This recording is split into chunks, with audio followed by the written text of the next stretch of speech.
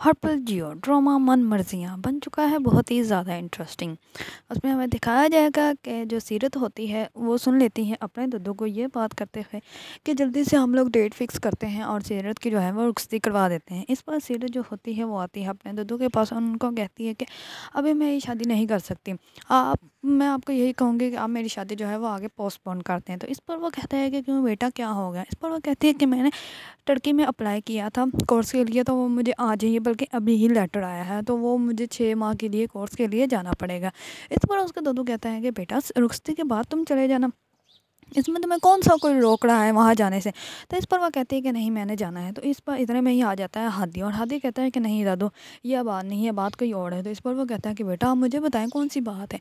इस पर वो बताने तो लगता होता है लेकिन सीरत जो होती है वो उसको रोक देती है। तो इस पर सीरत की माँ कहती है कि क्या बात है जो तुम दोनों आँखों आँखों में बातें कर रहे हो और हम लोगों को नहीं बता रहे हो। इस पर वो कहता है कि नहीं ऐसी मैं आपको मम्मा बात बताता हूँ। तो इतने में सीरत जल्दी से बोल जाती है और कहती है कि नहीं मम्मा ऐसी वैसे कोई बात नहीं, ये मेरे साथ खुद टर्की जाना चाहता है इसी वजह से ये ऐसे कह रहा है। तो इस पर कहता उसका दद्दू कहता है कि लो हमारे बच्चे जो है वो अभी तक बड़े ही नहीं हुए, ठीक है अगर आप लोगों ने जाना है तो आप लोग जा सकते हैं। इस पर हादी कहते हैं कि ठीक है मम्मा मैं भी इसके साथ ही टर्की जाऊंगा। इस पर वो कहते हैं कि ठीक है। इस पर उसका दद्दू कहता है कि बेटा मेरी तरफ से तो इजाज़त है, अपनी मम्मा से आप लोग पूछ लो। तो इस पर उसकी मम्मा जो होती है वो कोई भी जवाब नहीं देती और वो उसके दद्दू को कहती हैं आप खाना तो खाएं।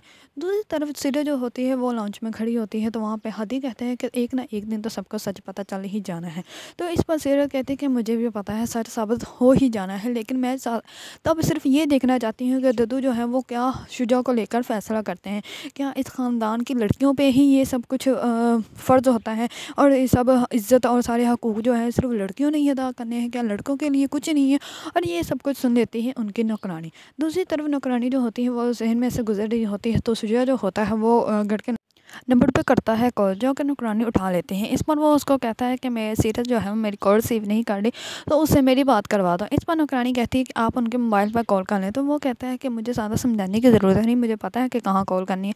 वो मोबाइल पर पिक नहीं कॉल कर रही तो इसी वजह से मैंने यहाँ पे की। इतने में ही सीरत आ जाती है। सीरत कहती है कि क्या हुआ है, किसकी कॉल है। इस पर वो कहती है कि शुजा साहब की कॉल है और वो आपसे बात करना चाहते हैं। इस पर सीरत कहती है कि ठीक है आप जाओ।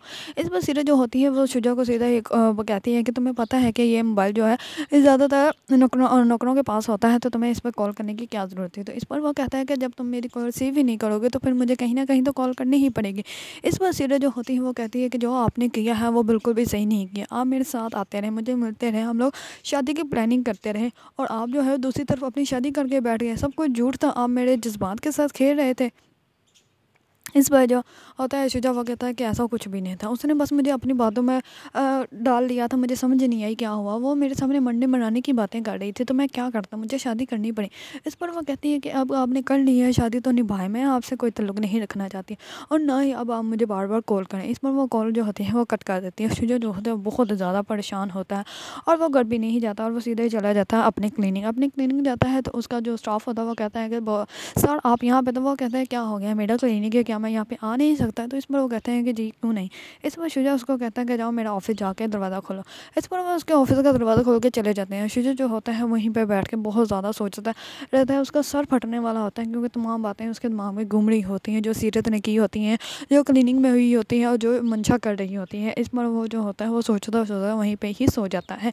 दूसरी तरफ मंशा जो होती है वो सारी रात उसका वेट करती रहती है, लेकिन शुजा जो होता है वो गड़ी नहीं आता।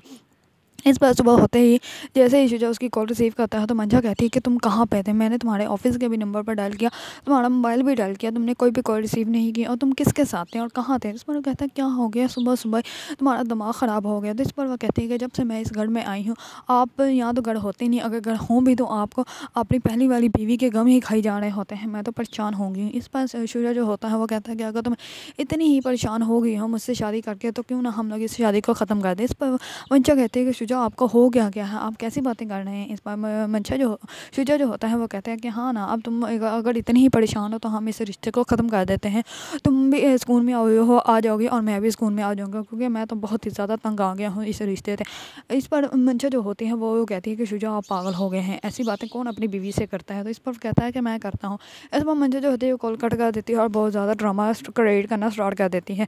दूसरी तरफ शुजा जो होता है वो रेडी शेडी होकर पहुँच जाता है मंशा के पास और मंशा के जाकर उसको मना लेता है और फिर उसको शॉपिंग के लिए भी लेके जाता है और वहीं पे उसको जाकर डायमंड की रिंग देता है, जिस पर मंशा बहुत ज़्यादा खुश हो जाती है। और मंशा कहती है कि आप बहुत ही ज़्यादा अजीब है, मैं तो आपको समझ ही नहीं पा रही। एक तरफ आप इतना गुस्सा करते हैं और मुझे लुटा देते हैं। आपको पता है आपने जब वो बात की तो मैं कितना ज़्यादा रोई थी। मेरा तो दिल कर रहा था मैं मर जाऊँ, क्योंकि अब मेरे पास वापसी का कोई रास्ता नहीं है शुजा, सिर्फ आप ही हैं मेरे पास। इस पर शुजा जो होता है वो कहता है कि हाँ मुझे पता है, लेकिन तुम ना आज के बाद ये मरने मनाने की बातें नहीं करोगे। इस पर मंशा जो होते हैं वो बहुत ज़्यादा खुश हो जाती है। दूसरी तरफ हमजा हमजा जो होता है वो जाता है अपने मामू के घर, लेकिन वो जाकर दरवाजे के पास ही खड़ा हो जाता है। वो कहता है कि मैंने अंदर नहीं जाना, तुम जाओ और मेरी मम्मा को लेकर आ जाओ, फिर हम लोग यहाँ से चलेंगे। इस बार जो होती है ज़ारा वो कहती है कि आप मेरे साथ तो चलें, क्या हो गया आपका? तो वो कहता है कि नहीं, मैं ऐसे घर में बिल्कुल भी नहीं जाऊँगा जहाँ वो सारी यादें हैं। तो इस पर वो कहती है कि अच्छा ठीक है आप अंदर चलें, ऐसा वैसा कुछ नहीं होगा। इस पर जो होता है हमजा वो अंदर चला जाता है। अंदर जैसे ही जाता है तो उसकी माँ उसके पास बैठ जाती है और उसका हाथ चेक करने लग पड़ती है, क्योंकि वो उसको जो हाथ पे ज़ख्म हो गया था जिसकी वजह से उसको दर्द हो रही थी। तो उसकी माँ जो होती है वो बहुत ही बच्चों की तरह उसको चेक करती होती है कि क्या तुम्हें दर्द हो रही है। तो इस पर वो हमजा कहता है कि नहीं मुझे ऐसा कुछ भी नहीं है। तो इस बार उसकी माँ कहती है कि जो हुआ था, जो हो गया, वो गुजर गया है, तुम उसको छोड़ क्यों नहीं देते? और वैसे भी जो उसे ज़ख्म से दर्द होती है उस दर्द को जो है इंसान बोल ही जाए तो बेहतर है, और तुम्हें ऐसा अब उसके साथ कोई रिश्ता रखने की ज़रूरत भी नहीं है।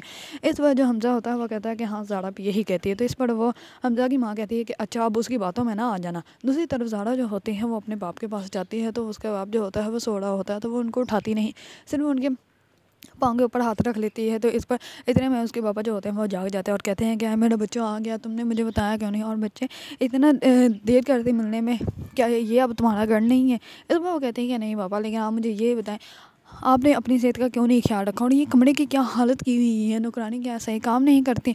मैं ऐसा तो नहीं छोड़ के गई थी, आप उसको बुलाएं, मैं उससे खुद बात करती हूँ, ऐसे तो नहीं ना। और मुझे बताएं आपने क्या खाना है? तो इस पर वो कहता है कि नहीं, बच्चे जब बेटियां मेहमान बन के घर आती हैं तो तब उनसे काम नहीं करवाया जाता। इस पर ज़ारा कहती है कि आपने एक पल में ही मुझे मेहमान बना दिए हैं, अगर आज के बाद आपने मेरे साथ ऐसा किया ना तो मैं कभी भी आपसे बात नहीं करूँगी और बहुत ज़्यादा नाराज़ हो जाऊँगी। इस पर उसका बाप कहता है कि नहीं नहीं बच्चे, ऐसी कोई बात नहीं, अच्छा जाओ चाय बना लो, जाओ तुम्हारा दिल करे तुम वो करो, ये घर भी तुम्हारा ही है। इस पर ज़ारा बहुत ज़्यादा खुश हो जाती है। ज़ारा कहती है कि बस स्टडी में ज़्यादा बिजी थी, यूनिवर्सिटी लेक्चर्स और फिर न्यू घर शिफ्ट, इसलिए मैं थोड़ी बिजी हो गई थी। इस पर उसका बाप कहता है कि माशाल्लाह तुमने स्टडी नहीं छोड़नी, यही स्टडी जो है वो तुम्हारे कामयाबी का बाइस बनेगी।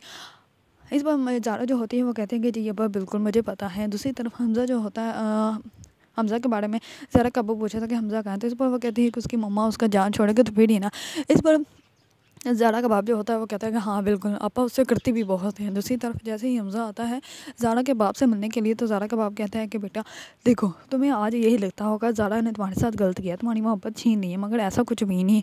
जब तुम्हें एहसास होगा कि मैंने तुम्हारे लिए सही इंसान का मुंतखब किया है, तो तुम खुद कहोगे कि नहीं यही इंसान मेरे लिए बेस्ट है। और ज़ारा ऐसे इंसान है कि तुम्हारे लिए वो बेस्ट है, तुम्हारी तमाम ज़िंदगी के लिए तुम्हारे साथ वो अच्छी गुजारेगी, और तुम्हें कभी भी एहसास नहीं होगा कि तुम्हारे साथ जो हुआ था गलत हुआ था, क्योंकि मैं जो भी फ़ैसला मैंने किया है वो सही फ़ैसला किया है। अगर वो फ़ैसला किया होता जो तुम चाहते थे तो वो बिल्कुल भी तुम्हारे लिए बेस्ट ना होता।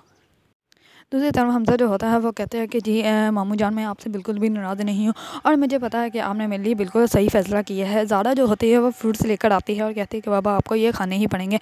इस पर जो ज़ारा का बाप होता है वो कहता है कि नहीं बेटा, मुझसे नहीं खाए जाएंगे। इस पर वो कहती है ऐसे नहीं खाए जाएंगे, खाने तो पड़ेंगे। इस पर जो होता है ज़ारा का बाप वो एक फ्रूट जो होता है वो उठा लेता है। दूसरी तरफ जो मंशा की माँ होती है वो सब कुछ देख कर बहुत ही अपने अंदर ही रो रही होती है और गिल्ट फील कर रही होती है कि मंशा जो थी वो पता नहीं कौन सी खुशियाँ ढूंढ रही थी जो उसको इन सब खुशियों में नज़र नहीं आया, क्योंकि हमज़ा, ज़ारा और उसका बाप जो होता है वो तीनों एक ही साथ बैठे होते हैं और बहुत ही ज़्यादा खुश होते हैं। इस पर उसकी माँ जो होती है बहुत ज़्यादा अपदीदा होती है। वो कहती है कि मेरी बेटी जो थी उसको पता नहीं कौन सी खुशियाँ चाहिए थी तो जो उसको यहाँ पे नहीं मिली। और दूसरी तरफ शुजा जो होता है वो मंशा को शॉपिंग करवा कर उसको लेके आ जाता है उसके मोहल्ले में। तो इस पर मंशा जो होती है वो बहुत ज़्यादा हैरान हो जाती है कि जैसे शुजा जो है वो मुझे यहाँ पे छोड़ के चला जाएगा। वो कहती है कि मैंने आपको कहा था कि मैंने यहाँ पे नहीं आना, और यहाँ पे अब मेरा कोई भी रिश्ता नहीं है, लेकिन आप फिर भी मुझे यहाँ पे जानबूझ के ले आए। इस पर शुजा उसको कहता है कि मैं तुम्हें यहाँ पे इसलिए लेकर आऊँ कि तुम अपने घर वालों को मना लो, ताकि तुम अपनी फैमिली से तुम मिलने आ जाओ ना, तुम्हारी फैमिली तो हो ना, ये तो कोई बात ना हुई ना कि तुम्हारी फैमिली नहीं है, तुम्हें क्या मुझ पर एतबार नहीं है।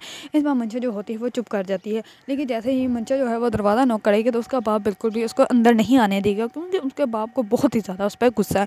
और मंशा जो है वो बिल्कुल भी शर्मिंदा नहीं है कि उसने जो किया था वो गलत किया था वो अपने ईगो में आज भी जी रही है, और वो कहती है कि जो मैंने किया था मैंने सही किया, और जो मुझे हासिल करना था वो मैंने हासिल कर लिया है। अगर आप लोगों को ड्रामा मन मर्जियाँ पसंद है और इसके बारे में न्यू न्यू अपडेट जानना चाहते हैं तो मेरे चैनल को लाइक कमेंट एंड सब्सक्राइब करना मत भूलिएगा।